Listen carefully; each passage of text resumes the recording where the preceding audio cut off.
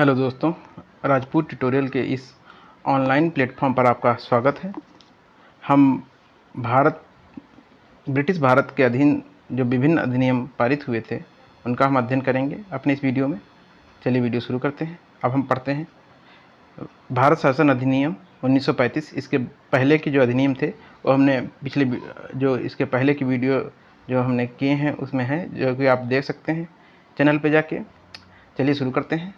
देखिए, भारत शासन अधिनियम 1935 इसमें क्या क्या प्रावधान थे।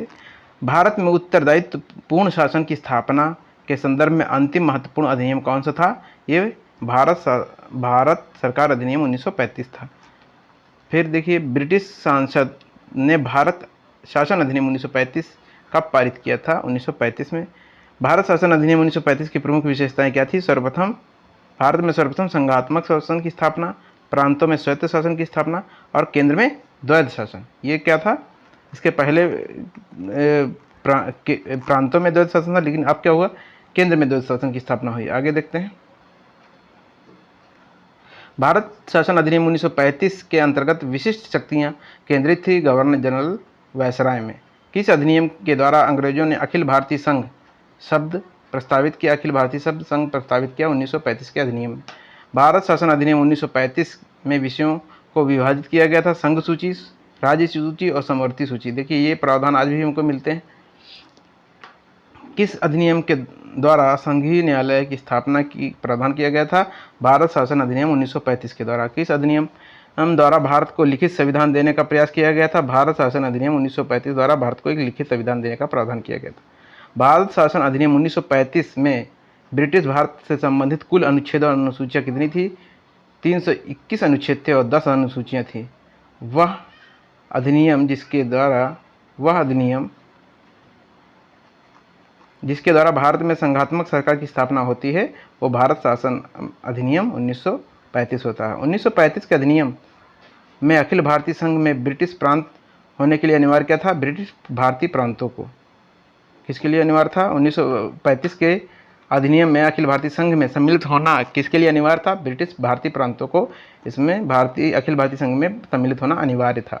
1935 के अधिनियम में अखिल भारतीय संघ में सम्मिलित होना ऐच्छिक था। भारतीय राजाओं के लिए ये ऐच्छिक था। भारत सरकार अधिनियम 1935 के अधीन संघ में सम्मिलित होने वाले सभी रियासतों के शासक के लिए अनिवार्य था क्या था? अंगीकरण या विलय पत्र पर हस्ताक्षर करना।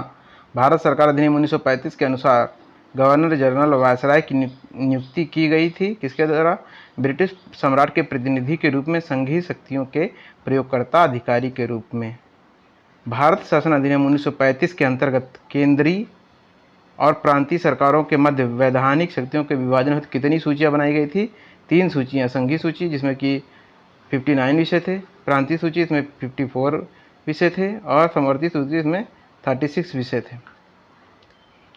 1935 के अधिनियम के अंतर्गत संघीय सूची में रखे गए प्रमुख विषय कौन कौन से थे? सशस्त्र सेना, डाक तार, मुद्रा, रेल, विदेशी मामले, अखिल भारतीय सेवाएं। भारत शासन अधिनियम 1935 के अंतर्गत किसी भी सूची में उल्लिखित नहीं किए गए विषयों के संदर्भ में विधि निर्माण का अधिकार किसे प्राप्त किया गया था? गवर्नर जनरल के आदेश से केंद्रीय अथवा प्रांतीय विधानसभाओं को। भारत सरकार अधिनियम 1935 के अंतर्गत केंद्रीय कार्यपालिका के आरक्षित विषयों का प्रशासन किया जाता था गवर्नर जनरल, जिसे वायसराय कहते थे, तथा 3 सदस्यीय परिषद द्वारा। 1935 के अधिनियम के अनुसार केंद्रीय पालिका के हस्तांतरित विषयों का प्रशासन किया जाता था गवर्नर जनरल और उसके मंत्रिमंडल द्वारा। भारत सरकार अधिनियम 1935 में मंत्रिमंडलों की बैठक की अध्यक्षता का अधिकार किसे प्रदान किया गया था? ये किसको प्रदान किया गया था? गवर्नर जनरल को। भारत सरकार अधिनियम 1935 के अनुसार केंद्रीय कार्यपालिका के आरक्षित विषयों के संदर्भ में गवर्नर जनरल किसके अधीन था? अब गवर्नर जनरल किसके अधीन था? भारत सचिव के अधीन था। 1935 के अधिनियम के अनुसार केंद्रीय मंत्रिमंडल के सदस्यों की नियुक्ति तथा पदच्युति, केंद्रीय विधानसभा का सत्र आहूत करना, विधायकों पर स्वीकृति की घोषणा करने का अधिकार किसको था? गवर्नर जनरल के पास में था। और इसमें देखिए, भारत शासन अधिनियम 1935 के अधीन संघीय विधानमंडल व्यवस्थापिका कैसी थी? द्विसदनीय थी। ये बहुत इंपॉर्टेंट है। कैसी थी सदनीय व्यवस्था? द्विसदनीय थी।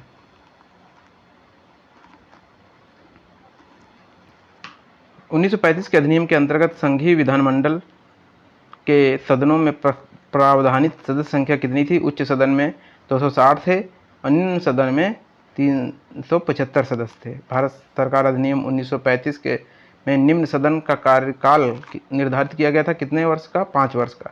भारत सचिव के लिए अधिकतम 6 वर्ष और न्यूनतम 3 परामर्शदाता नियुक्त करने का प्रावधान किस अधिनियम के तहत किया गया था? भारत सरकार अधिनियम 1935 के द्वारा यह प्रावधान किया गया था।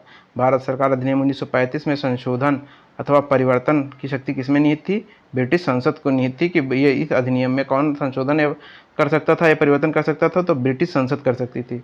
1935 के अधिनियम के अधीन प्रांतीय क्षेत्रों का प्रशासन का नियंत्रण किसे दिया गया? प्रांतीय जो क्षेत्र थे उनका प्रशासन किसके अधीन था? ये मंत्रिमंडल के।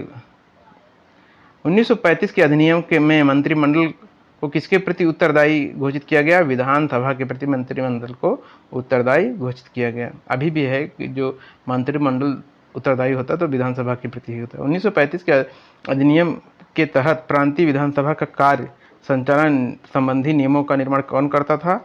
ये गवर्नर करता था। 1935 के अधिनियम के अनुसार प्रांतीय विधानसभा में अनुदान मांग रखने हेतु किसकी अनुमति आवश्यक थी? गवर्नर की अनुमति आवश्यक थी।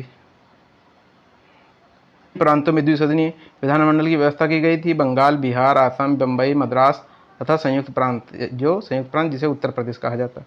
भारत सरकार अधिनियम 1935 के अंतर्निहित अनुदेश पत्र इंस्ट्रूमेंट ऑफ इंस्ट्रक्शंस को भारत के संविधान में किस रूप में समाविष्ट किया गया? राज्य के नीति निर्देशक तत्वों के रूप में।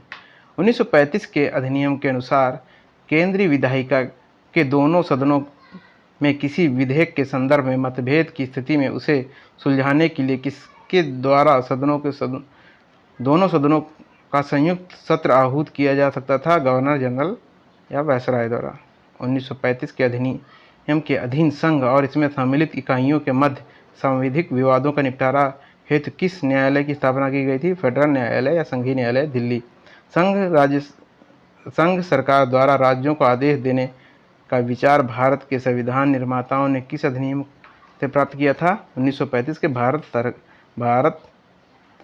शासन अधिनियम के द्वारा। 1935 के अधिनियम द्वारा स्थापित होने वाले फेडरल न्यायालय के न्यायाधीशों की संख्या थी कितनी? एक मुख्य न्यायाधीश था, 2 अन्य न्यायाधीश होते थे। 1935 के अधिनियम के अंतर्गत स्थापित फेडरल न्यायालय के न्यायाधीशों की नियुक्ति किसके द्वारा की जाती थी? ब्रिटिश सम्राट द्वारा की जाती थी। 1935 के अधिनियम के अधीन स्थापित फेडरल न्यायालय के न्यायाधीशों की सेवानिवृत्ति की आयु कितनी होती थी? 65 वर्ष।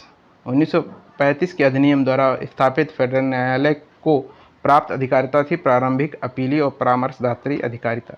1935 के अधिनियम के अंतर्गत गठित फेडरल न्यायालय के निर्णयों के विरुद्ध अपील की जा सकती थी प्रीवी काउंसिल में। किस अधिनियम द्वारा संवैधानिक निरंकुशता का सिद्धांत प्रवर्तित किया गया? भारत सरकार अधिनियम के द्वारा। बोला क्या है कि किस अधिनियम द्वारा बर्मा तथा अदन को भारत शासन से पृथक किया गया था? भारत सरकार अधिनियम 1935 द्वारा बर्मा को और अदन को भारत से अलग किया गया।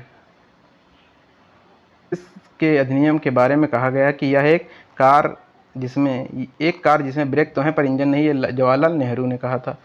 पंडित जवाहरलाल नेहरू ने किस अधिनियम को गुलामी का अधिकार पत्र या दास्ता का आज्ञा पत्र कहा? इसे ही कहा था भारत सरकार अधिनियम को।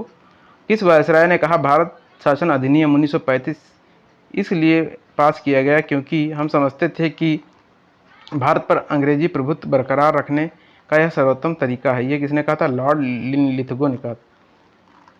1919 के अधिनियम भारतीयों के लिए बेड़ियों का नया जाल था, यह कथन किसका था? ये सुभाष चंद्र बोस का था। ये 1919 है, इसमें थोड़ा सा डाउट है।